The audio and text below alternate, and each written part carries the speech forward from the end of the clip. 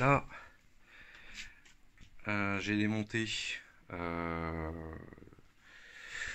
alors pas partiellement, hein, pour vous montrer un petit peu le brûleur. Donc ici, c'est la vis ici avec le moteur. Alors, particularité, je vais attendre, voilà.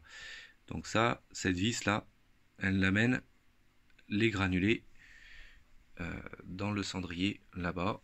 Voilà, comme bah là maintenant il y a pratiquement, il y a plus rien, on voit le fond parce que j'ai retiré, voilà, le cendrier qui est ici, donc avec cette pièce, hein, qui est reliée à celle-là.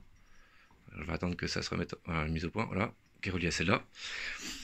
Donc quand ça brûle, le cendrier il est au fond, ça brûle, ça fait la flamme.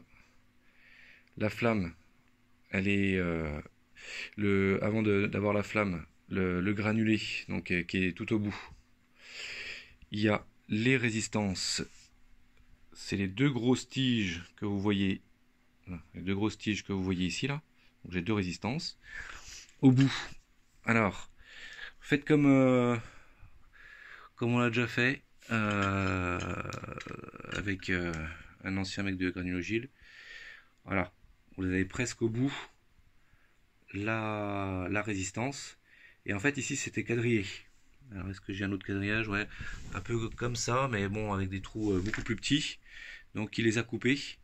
Et comme ça votre résistance elle tiendra beaucoup plus longtemps parce qu'elle elle chauffera presque en direct auprès des granulés.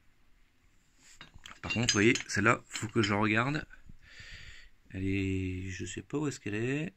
Peut-être qu'elle a cramé à l'intérieur. On verra ça. De toute façon, très bien. De toute façon, j'en ai des supplémentaires.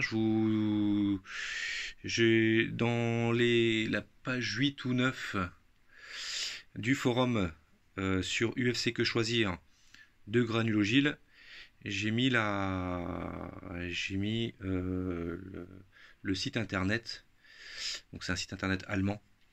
Donc il n'y a rien de compliqué, hein, et c'est eux qui vendent ces pièces-là parce que vous en trouverez des résistances à 30 € la résistance, ou les deux. Ça, vous pouvez vous dire que ça va pas durer longtemps, pour pas dire de gros mots. Donc c'est sûr, une résistance, je sais plus à combien ça coûte, mais c'est au moins, à peu près, je me rappelle plus, je regarderai la facture. Je crois que j'ai gardé pas loin, c'est au moins du 80 € par bougie. Donc voilà, donc vous avez, donc déjà je vous finis la présentation, donc vous avez, donc comme j'ai dit, le moteur aussi ici là, donc en dessous de la chaudière. Attends, on va attendre que la mise au point se fasse, voilà. Ce moteur là, c'est le même, c'est exactement le même que celui-là, mais sauf que celui-là il est bien plus important. Celui-là, il sert juste à, si vous oubliez ou vous vérifiez pas toutes les cendres qui sont en bas, bah, ce moteur là, donc là-bas, je vous ai montré, va envoyer directement les cendres dans le bac. Mais bon, si vous y allez assez régulièrement. Donc en attendant un autre moteur, vous pouvez toujours prendre celui-ci pour le mettre là. Sachant que nous avons le même moteur, pour ceux qui ont une vis comme moi, hein, qui va dans un silo, voilà, c'est le même aussi, d'accord. Après ils sont commandés par la carte mère, tout ça, par le biais de ces fils, alors de ces fils électriques. Ensuite, donc en dessous, nous avons, alors vous faites très attention, nous avons comme je vous ai dit, les photovoltaïques, qui sont les trois là, les trois rapprochés là, juste en dessous de la vis. Vous avez donc ces photovoltaïques. Donc vous mettez bien sûr pas de, prenez juste un chiffon propre et vous nettoyez, voilà, les têtes pour. Est-ce que je vais pouvoir, voilà, c'est en gros, hein, c'est des sortes de détecteurs de flammes. Voilà, il y en a trois.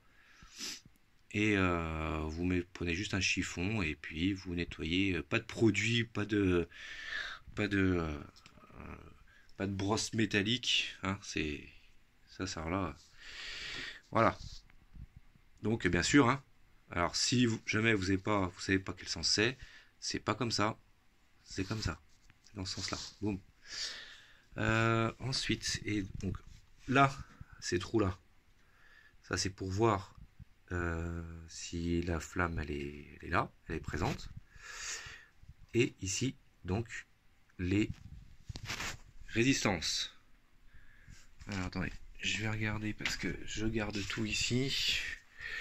Je vais vous dire en direct si j'ai quelque chose. Donc là, ça fera que je vous en parle. Ça aussi c'est très important. Ça c'est dans la partie électrique. Ça j'en parlerai après. On va pas bien sûr ça pour refaire après.